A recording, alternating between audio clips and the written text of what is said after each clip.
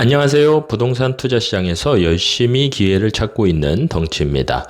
오늘은 부동산 시장이 현재 대세 상승이냐, 아니면 반등장이냐, 아니면 하락하고 있는가에 대해서 아직도 논란이 참 많나요? 그래서 이 부분에 대해서 깔끔하게 한번 정리해 보도록 하겠습니다. 오늘은 중요한 내용이기 때문에 끝까지 한번 들어봐 주시기 바랍니다.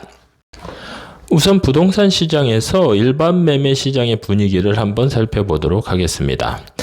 많이들 아시는 바와 같이 강남 3구에서 먼저 상승세가 나타난 이후에 그 주변 지역으로 상승세가 확산되고 있는 상황이죠. 화면에 보시는 바와 같이 맨 처음에 상승한 강남 집값은 지금 이미 뜨거워질 대로 뜨거워졌다라고 할 수 있을 것입니다. 왜냐하면 아실이나 호갱노노와 같은 앱에서 찾아보더라도 강남의 웬만한 단지들은 상승한 모습뿐만 아니라 전고점을 뚫고 올라가는 모습까지 보이고 있기 때문인데요. 따라서 기사 제목처럼 폭염만큼 뜨겁다라고도 할 수 있을 것입니다. 하지만 서울 외곽 지역은 어떤가요? 외곽 지역의 대표 지역이라고 한다면 노도강이 되겠죠.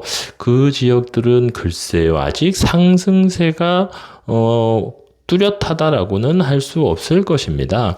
그 이유는 여러 가지가 있겠지만 거래량 자체가 아직은 많지 않기 때문이겠죠.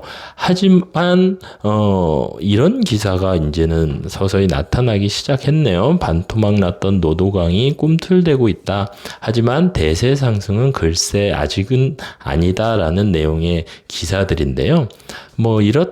이런 기사가 나왔다고 해서 노도강이 아직은 상승이 아니다라고 생각할 필요는 없고, 단지들을 보면 상승을 한 단지도 있고, 안 한 단지도 있고, 그런 모습을 보이고 있습니다. 처음에 강남 3구가 상승하기 시작했을 때에도, 많은 언론에서는, 대세 상승은 아직이다라는, 단서를 꼭 붙이곤 했었죠.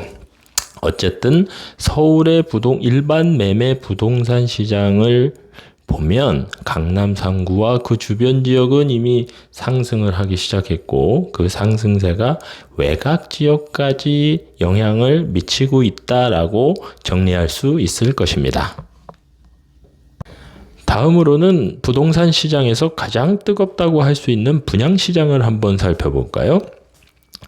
다들 아시는 바와 같이 서울의 분양시장은 뜨거운 정도라고 할 수 없을 정도로 엄청난 경쟁률을 보이고 있습니다.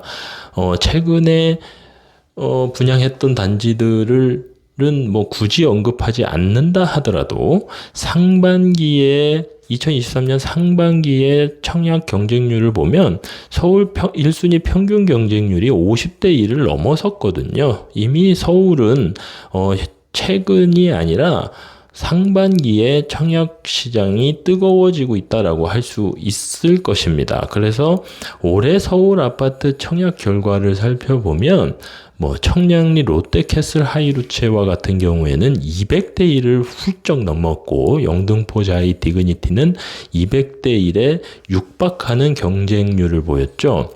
그런데 이러한 서울의 청약 시장의 분위기가 점차 확산돼서 경기도뿐만 아니라 지방 시장에도 현재 그 영향을 미치고 있다라고 할 수 있겠습니다.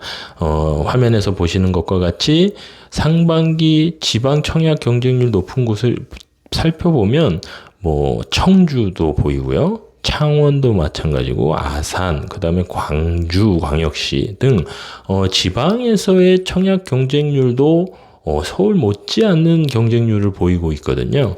따라서 서울에서부터 시작된 청약 경쟁률은 이미 수도권을 넘어서 전국 지방으로 확산되고 있다라고 할 수 있을 것입니다.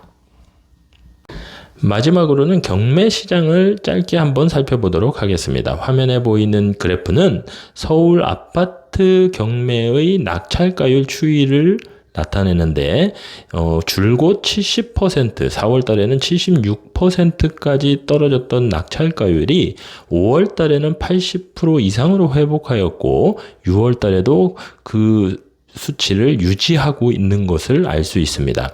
80%가 넘었다라는 것은 추이상으로도 계속 상승하고 있는 것도 중요하지만 80%가 넘었다는 것은 서울에서 1회 유찰되고 이제 2번 유찰까지는 가지 않는다라는 것을 의미하는 것이죠. 따라서 이제 서울의 경매 시장만 놓고 본다면 1회 유찰된 물건에는 적극적으로 입찰에 나서야 되는 것이고, 다음으로는 인천 아파트를 한번 보시면 인천 아파트 낙찰가율도 올 2월에 최저를 찍은 다음에 계속해서 꾸준히 상승하고 있는 모습을 보여서 최근 7월에는 75.3%를 보이고 있는 것을 알 수 있습니다. 75.3%라는 것도 서울과 마찬가지로 이제는 인천의 아파트도 1회 유찰되면 적극적으로 입찰을 해야 되는 것으로 2회 유찰까지는 이제 평균적으로 가지 않는다라는 것을 의미합니다. 따라서 이제 경매 시장에서는 2회 유찰되는 물건을 보기는 힘들겠죠. 경매 얘기가 나왔으니까 경매 타이밍에 대해서 한번 잠깐 설명을 드리면, 화면에 보시는 그래프는 서울시 매매 가격 증감률을 올해 1월부터 지금까지 그래프로 그린 것입니다. KB 주간시 계열에서 데이터를 가지고 온 것인데, 보시면 계속해서 상승하는 추이를 보이고 있죠. 하지만 기준점이 맨 위에 0% 밑에 그래프가 놓여 있기 때문에 지금까지는 계속해서 하락을 하고 있다라고 할 수 있을 것입니다. 그렇지만 그 0에 수렴되고 있기 때문에 그래프의 모양이 하락폭은 계속해서 시간이 지나면 지날수록 하락폭은 줄어들고 있는 것이고, 이제 앞으로는 0을 뚫고 올라가면 상승인 것이고 다시 주저앉으면 더 하락폭이 커진다라고 할 수 있는 것이죠. 이러한 타이밍에 경매를 하는 것은 매우 중요한 매우 좋은 방법이라고 생각을 하고 있습니다. 왜냐하면 뭐 상승에 배팅하는 것도 맞지만 하락으로 다시 방향을 돌린다 하더라도 현재 시세보다 저렴하게 낙찰을 받을 수 있는 것이 경매이기 때문에, 이러한 타이밍에는 상승을 하면 더 큰 폭으로 수익을 얻을 수 있는 것이고, 다시 하락으로 돌아선다라고 하더라도 좀 더 버틸 수 있는 힘을 얻을 수 있는 것이기 때문에, 현재 경매 시장이 뜨거워지고 있는 이유도 여기에 있다라고 할 수 있을 것입니다. 자, 지금까지 일반 매매 시장, 분양 시장, 그리고 경매 시장의 분위기를 살펴보았습니다. 살펴보니까 어떤가요? 앞으로 부동산 시장의 모습이 점점 더 긍정적으로 바라볼 수밖에 없는 쪽에 무게가 실리는 것이 사실입니다. 그렇다면 우리는 부동산 투자 시장에서 좀 더 좋은 기회를 찾기 위해 더욱 기민하고 바쁘게 움직여야 하지 않을까요? 항상 투자자 여러분의 성공적인 투자 이어나가시기를 응원합니다. 감사합니다.